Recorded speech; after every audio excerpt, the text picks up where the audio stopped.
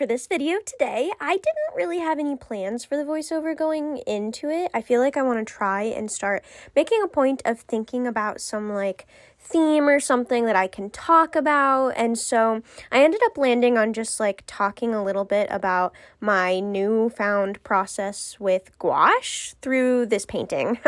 Because specifically, while I start with watercolors, I end up really trying to use gouache throughout the piece and honestly just needing to because it was not coming together the way that I wanted it to.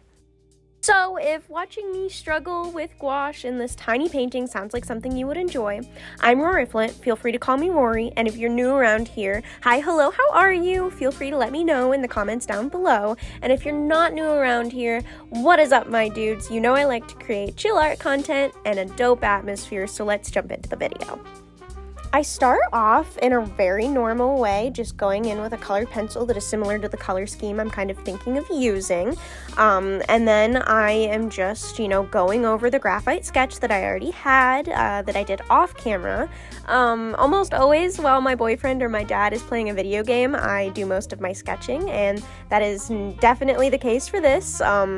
What was he playing? I don't even remember at this point. It might have been Cult of the Lamb or Ori and the Will of the Wisps, but either way, I was watching him play a game and I just really wanted to sketch a bunch of newts being weird on a tree stump, and so that's what we end up getting. And while I do think that in the end the tree stump is like really over rendered, I'm happy with the painting. It's like my first fully gouache painting. Well, obviously I layer watercolors and gouache, but like it is predominantly gouache, and that's like the first time that's ever happened. And the actual little like newt squiggly creatures themselves, I'm incredibly happy with the way that they turned out, which is totally a bonus, like even if I don't love the way the tree stump, I don't know, I guess the way that it looked in the end, I'm very happy overall with the experience of learning how to use gouache on a full painting.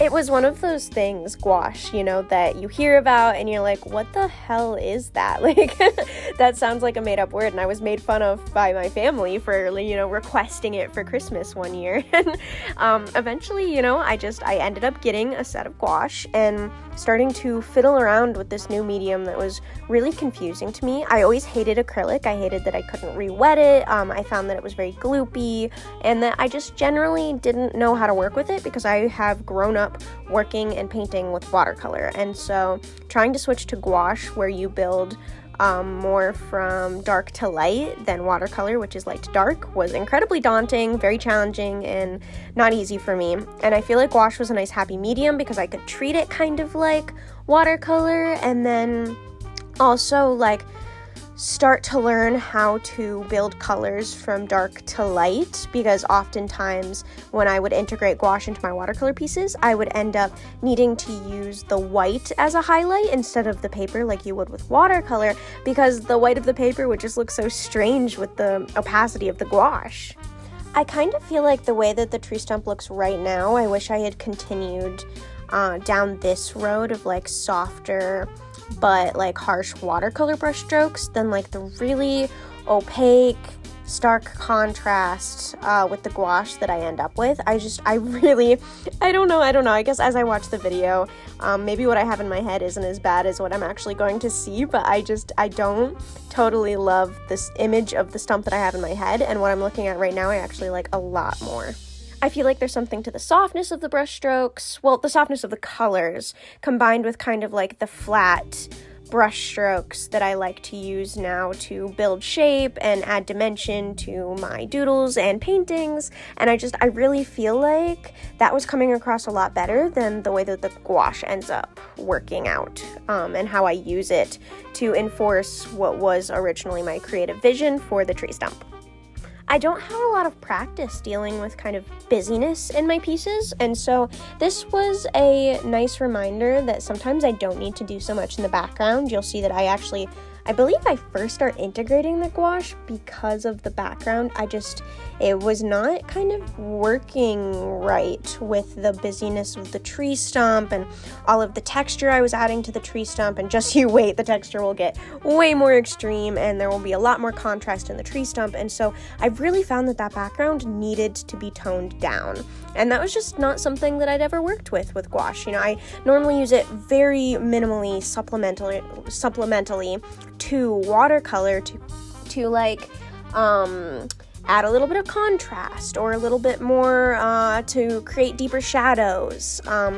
I really like the opacity and the contrast that it can add to the watercolor, but I've never worked fully in gouache before, or like basically built up layers with watercolor and then just went in with gouache. I've never done that, and so this was definitely a learning curve, but I don't know. It's not that I don't like it. I'm like happy with parts of it, I think. I guess we'll just have to see by the time I get to the end of the video if I like the final piece.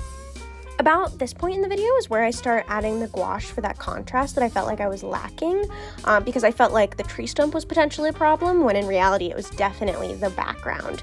And you will see me very soon decide to kind of cover up the entire background and start a little bit from scratch. I keep those kind of ovular, bouncy shapes in the background that are kind of like bushes, but other than that, the entire background becomes opaque and flat. And also at this point in the video, I'm still kind of trying to use watercolor and gouache, where eventually I'm going to entirely use gouache.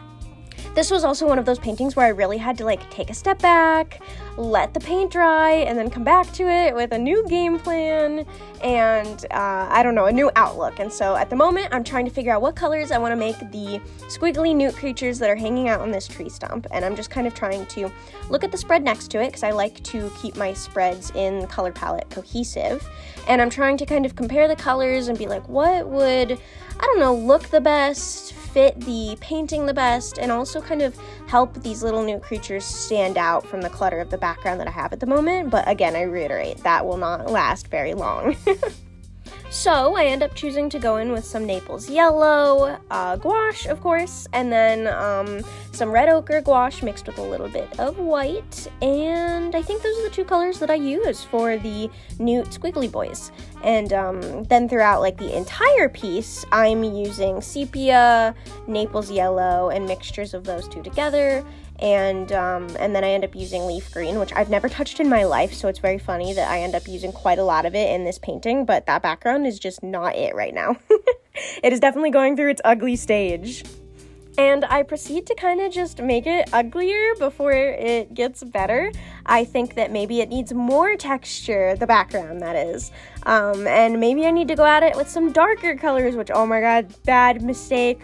I make a grave error here, not that I don't like the overlapping strokes in the foreground. I actually do like that, but the background ones, nope, and it's just not working. And, in the time that I'm painting this piece, I'm just looking at it like, shit, like, what do I do?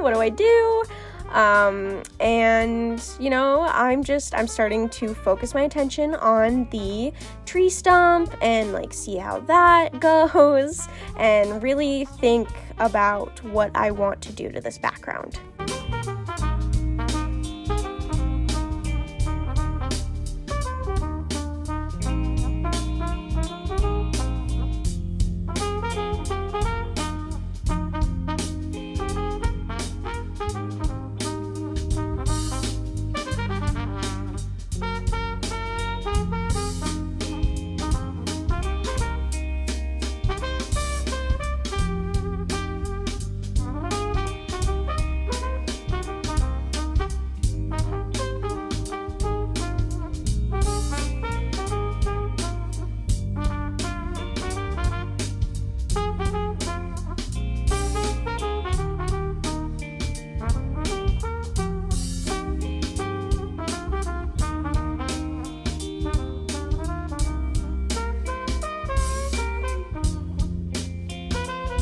I'm not sure if it's like the easiest to tell, but there's actually sort of like a hollow in the tree stump where the kind of pink squiggly creature is going through the tree stump and then out a hole in the side of the tree stump. You know, honestly, looking at it, it's like, how is it even supporting itself? Because there's so many holes in it, but it's fine. And I don't know that I end up doing the best at like showing and articulating that that's supposed to kind of be like a broken top part of the stump, and then like the yellow newt is standing on what's left of the top of the stump, basically, almost like it's crumbling. And I'm not sure that I end up doing like the best showing that. I'm like harshening some of the lines, trying to show exactly what's going on, but you know, sometimes it's not super easy to translate what's going on in your head to what's happening on the page, especially when you're using a new medium that you're super unfamiliar with. And it's always funny, you know, rewatching these videos, because I feel like I make decisions way sooner than I actually end up making them, or like vice versa, where I feel like I make them a lot later in my decision-making process for the piece, and in reality, I actually made this change and edit, like, I don't know, very soon into the painting process. So it's always interesting to watch it back, because like, I would have sworn by now that I had already painted the background. I can't believe I waited so long. It's so ugly. But I did. I waited, and I was focusing on everything else, and then at the very end I end up deciding to go over the background, because I'm pretty much happy with everything else that's going on the page. So I really don't want to have this piece be a dud just because I wasn't able to figure out what to do with the background.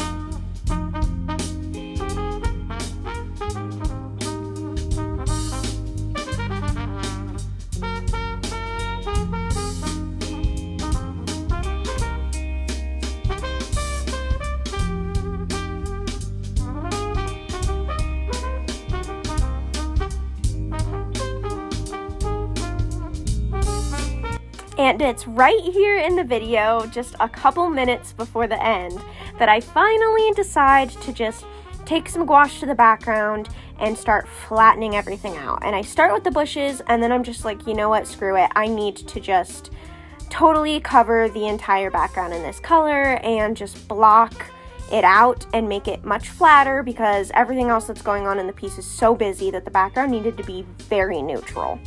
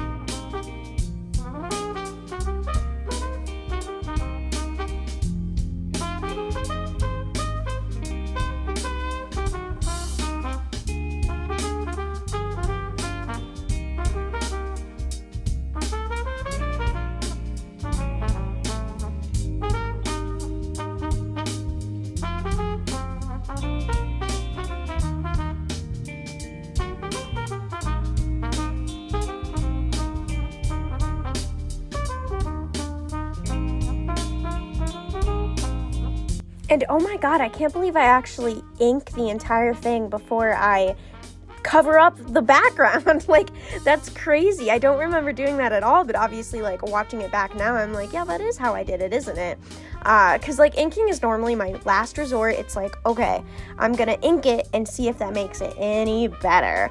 And when I did that, it did help, but I really didn't like the chaos in the background and those paint strokes. I felt like they were taking away from everything that was going on in the painting at the moment. And so I decided that I really wanted to knock back the background and make the star of the show the newts and the tree stump.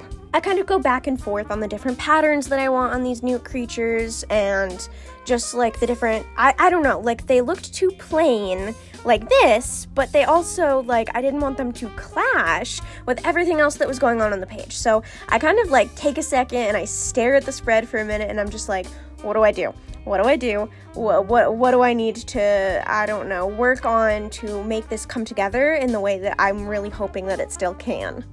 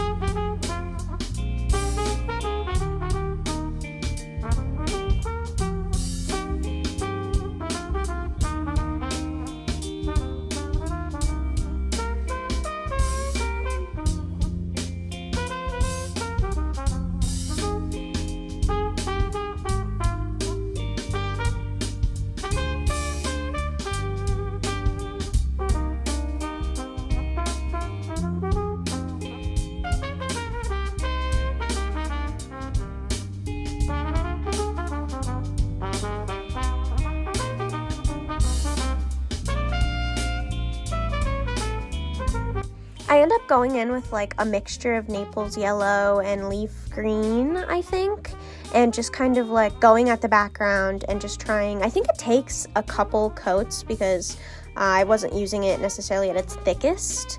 I wish I was. I probably should have, but sometimes it's a little difficult in the pans to get the gouache to reactivate the way that I want them to, which is why I've actually transferred my gouache to a palette that is like way more,